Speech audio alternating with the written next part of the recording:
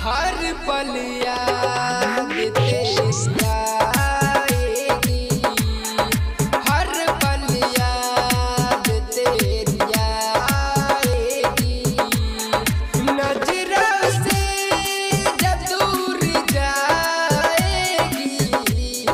हर पल याद तेरी आएगी, हर पल याद तेरी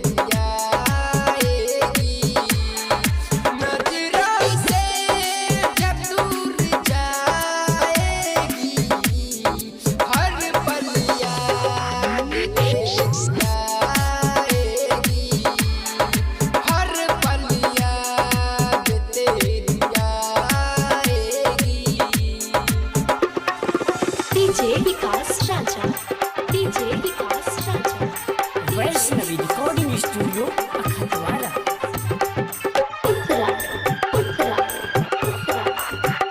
तेरे नजरों के आगे झुकेंगे, जब भी वादा था पूरा करेंगे, जब भी वादा था पूरा करेंगे।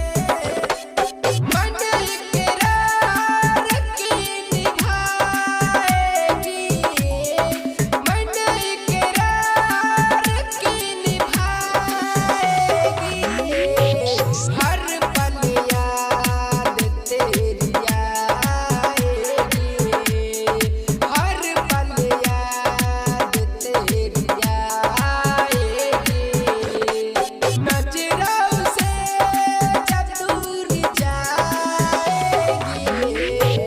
हर पल याद तेरी आएगी। डीजे विकास राजा